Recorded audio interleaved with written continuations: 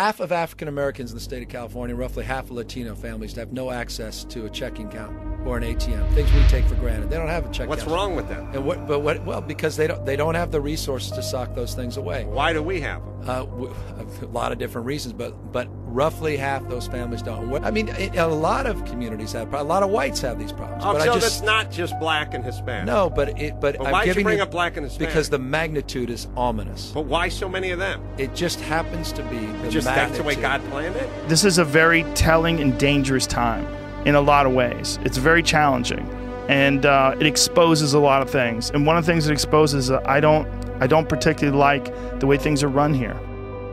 We are leaving because this place has become so horribly governed that if you have the means to get out, you are going to leave.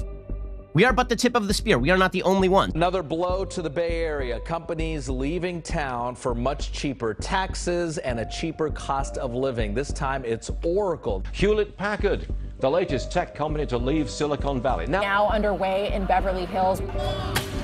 In upscale Santa Monica, devastating destruction as looters attack business after business.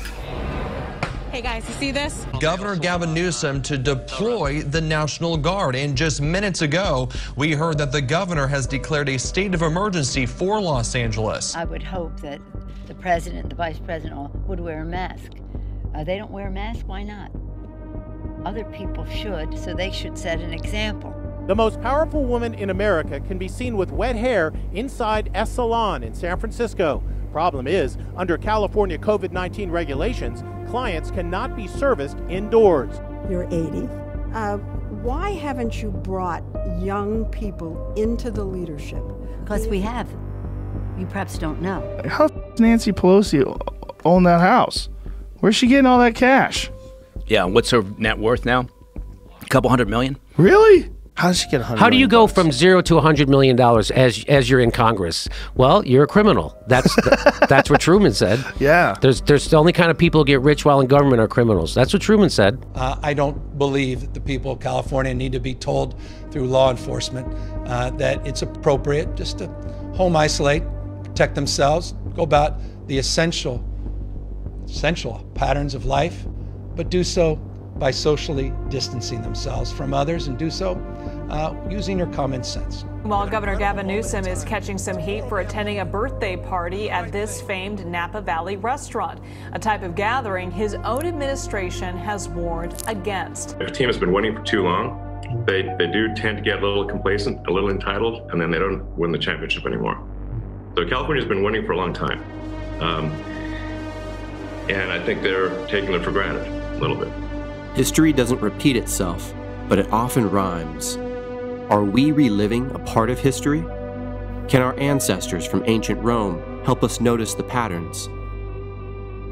If one were to explore the most prosperous places on Earth, California, my former home of nearly 30 years, would surely be up there. The state, with its ideal climate, spectacular scenery, natural resources, and entrepreneurial heritage, is home to the world's 5th largest economy and its still dominant tech hub. California is paving the way for a change in Washington. California is likely to play a pivotal role in changing the way Americans live. Yet, before leaping on this train, we should consider whether the California model may be better seen as a cautionary tale than a roadmap to a better future. The on-the-ground reality is more representative of a Charles Dickens novel than a utopia.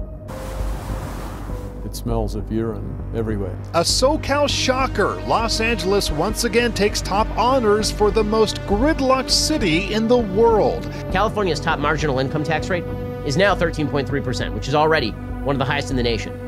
The legislature is actively discussing raising it to 16.8%. I saw today there was a happiness index put out, California remaining one of the happiest states for individuals to live in the United States of America. So I don't think we're going to come back. We're going to come roaring back. And I can assure you, if I talk to you in 6 months, we're going to be in a completely different place.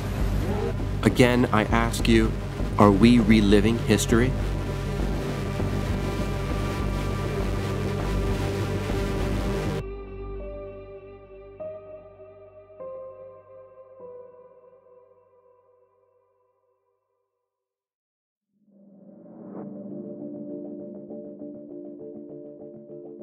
No period in history has been more thoroughly studied than the fall of the Roman Republic. The names Caesar, Cicero, and Cleopatra are among the most well-known names in human history. There are good reasons for their continued predominance. It is a period alive with fascinating personalities and earth-shattering events. Surprisingly, there has been much less attention to how the Roman Republic came to the brink of disaster in the first place. A question that is perhaps more relevant today than ever. A raging fire naturally commands one's attention, but to prevent future fires, one must ask how the fire started. Attempting to make a direct comparison between Rome and California is always fraught with skepticism. But that does not mean there is no value to entertaining the question. Further investigation into this period reveals echoes from the past that will sound eerily familiar to the modern viewer. The final victory over Carthage in the Punic Wars led to rising economic inequality, the dislocation of traditional ways of life, increasing political polarization, endemic social and ethnic prejudice, and a set of elites so obsessed with their own privileges that they refused to reform the system in time to save it.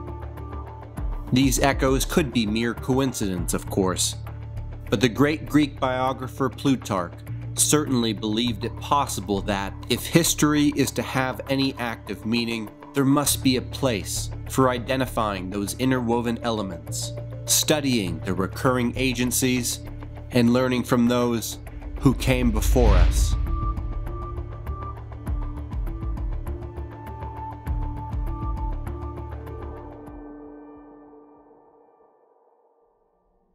Consider the next 3 parts of this video a journey back into history for a common experience of those living in California today. There are nuances, of course, but the overarching story remains relatively the same. We'll discuss the details later and just how reflective this is for California as a whole. But for now, sit back and brace yourselves.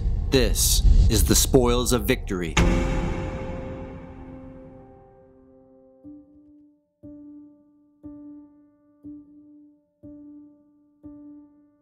After the Second Punic Wars ended in 202 BC, the economy of Italy endured a massive upheaval. The legions that conquered Spain, Greece, and North Africa returned home with riches on an unprecedented scale. The effect of this influx of wealth began to concern some alert senators.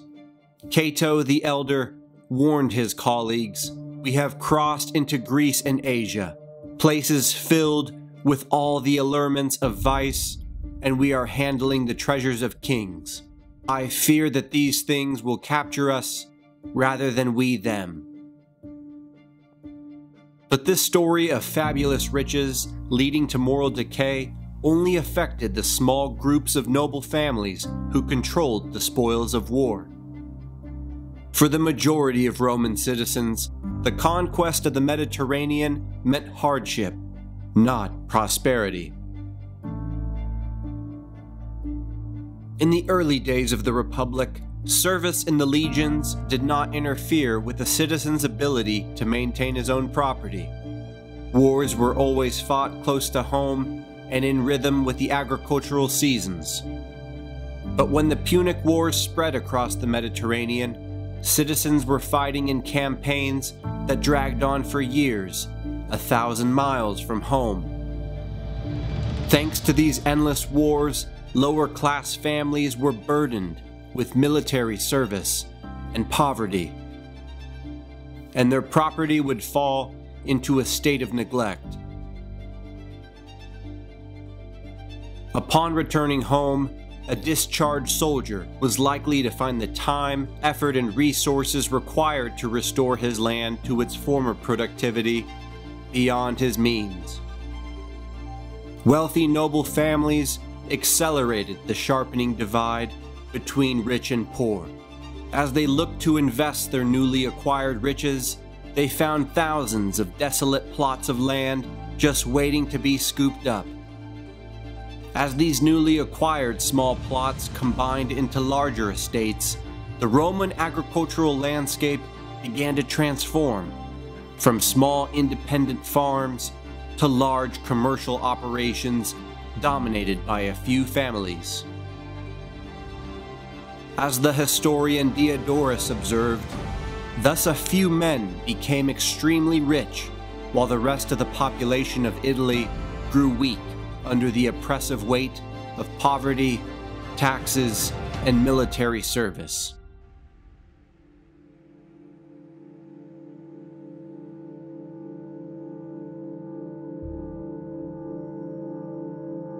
Much like the economic inequality of our Roman ancestors, California now suffers the highest cost-adjusted poverty rate in the country.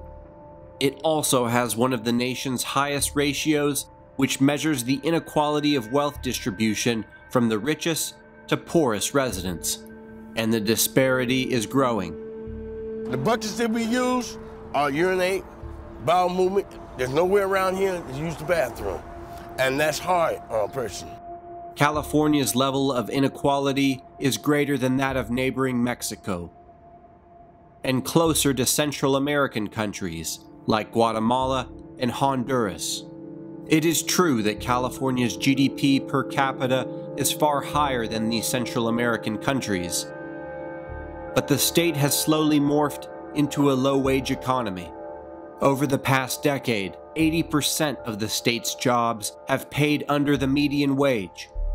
Even at some of the state's most prestigious companies like Google, many lower and even mid-level employees live in mobile home parks. Others sleep in their cars. As a result, California's population is, for the first time in its modern history, falling. Millennials, specifically when they start having families, are heading to other states, a process that has been accelerated by the pandemic.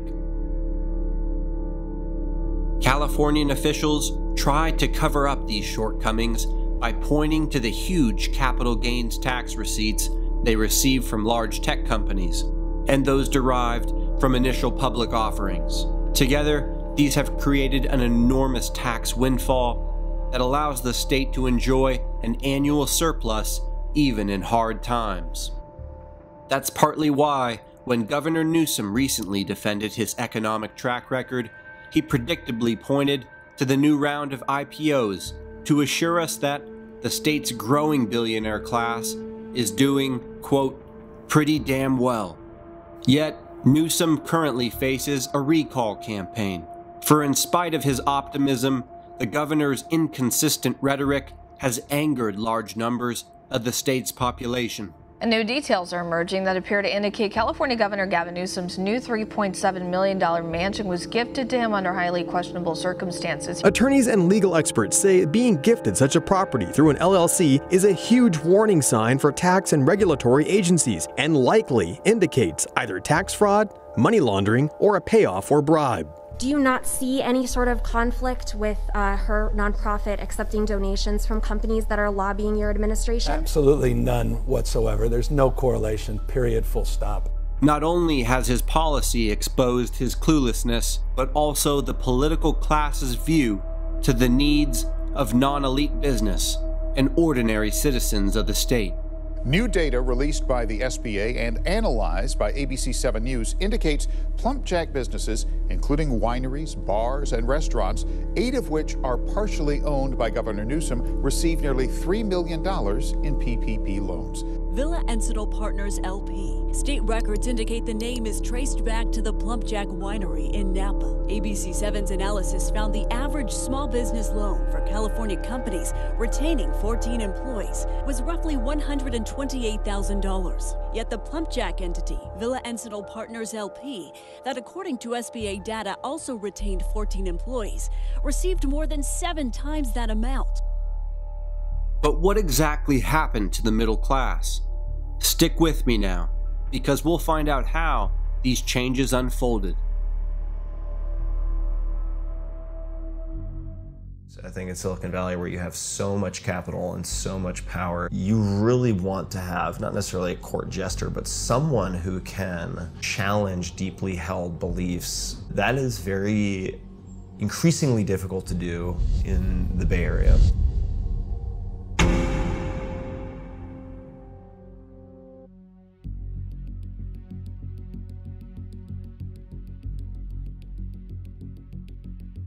As the economic and social dislocation continued to progress throughout ancient Rome, the plight of so many citizens who were stripped from their property might not have been so dire had they been allowed to transition into the labor force. But the continuous run of successful foreign wars brought slaves flooding into Italy by the hundreds of thousands. The same wealthy nobles who bought up all the land also bought slaves to work their growing estates. The demand for labor plummeted, just as poor families were being pushed off their land. Some of these dislocated citizens migrated to the cities in search of wage labor, only to find that slaves monopolized the work in the cities too. The mass influx of slaves also played a dramatic role in the transformation of the urban population. Slaves worked on large public works projects, aqueducts, and roads, with new projects always beginning as old projects were completed. Most of the poor citizens formed a new class of landless peasants who now could not find work in farming, mining, or construction as a result of the changing demographic.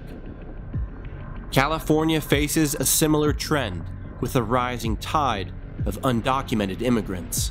According to the Public Policy Institute of California, as of 2014, nearly 2.5 million undocumented immigrants call California home, and nearly a quarter of the United States illegal immigrant population resides in the state.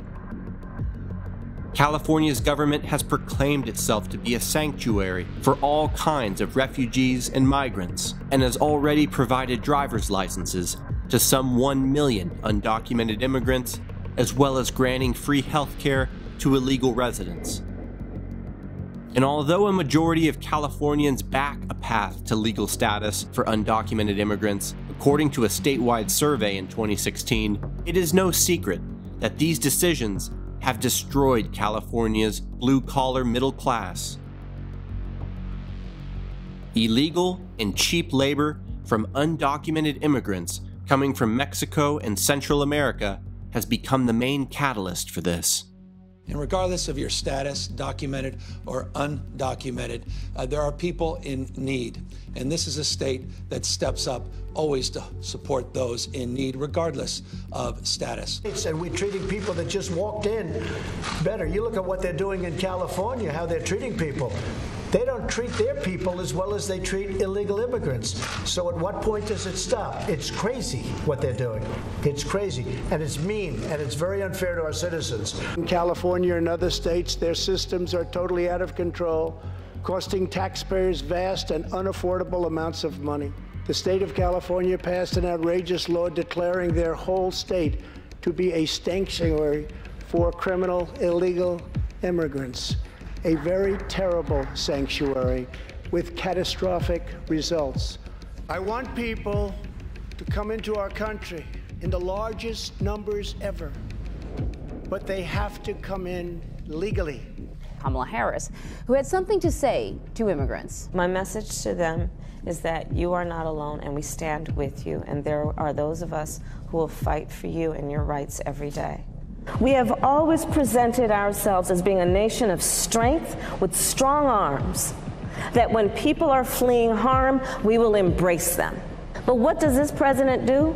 He virtually looks at those children and says, go back to where you came from. I want to be clear to folks in this region who are thinking about making that dangerous trek to the United States-Mexico border. Do not come. Do not come. And I believe if you come to our border, you will be turned back. For example, In the 1950s, throughout California, many American citizens worked in trades, such as becoming a framer, carpenter, electrician, plumber, and mason. As a result, a majority of these individuals became solidly middle class. An individual with a high school education could work at companies such as Firestone Tire Plant and the Van Nuys General Motors Assembly, and fairly easily have social mobility to buy a nice home and send their children to a good public school. Today, that no longer exists. California residents now leave these jobs to undocumented workers. Over the past decade, California has fallen to the bottom half of states in terms of manufacturing employment growth, ranking 44th in 2019. This has proven a disaster for working-class Californians. When you replace the people who built the Golden State with an influx of other people who come in numbers so quickly, then they begin to change the society. Many who come from Mexico and Latin America are accustomed to repressive governments, where the current regime is viewed as all-powerful, and in order to protect your family means you must support any political doctrine. The city of San Francisco understands this, and now allows illegal aliens to vote in local elections.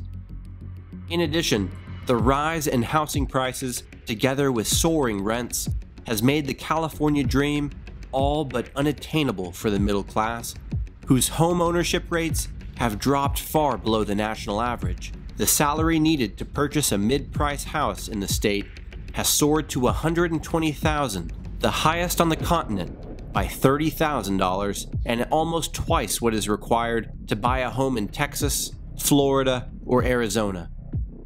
So what comes next for the middle class? When juxtaposing California to ancient Rome, the answer may surprise you. This recall is a Republican-backed recall. I'm mindful that I have to rebuild trust. I'm mindful that I have to continue to do my job and address the big vexing issues. But the most important thing I do is my job.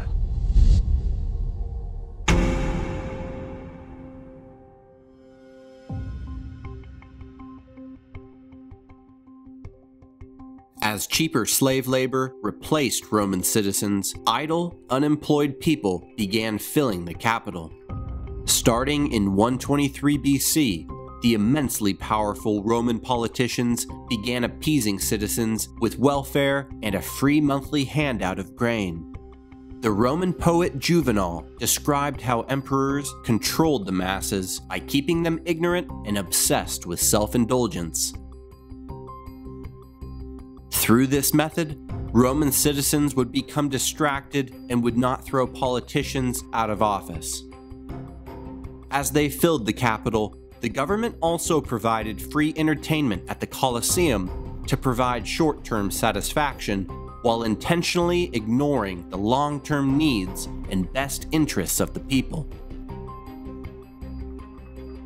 Why would they do this? The answer is simple.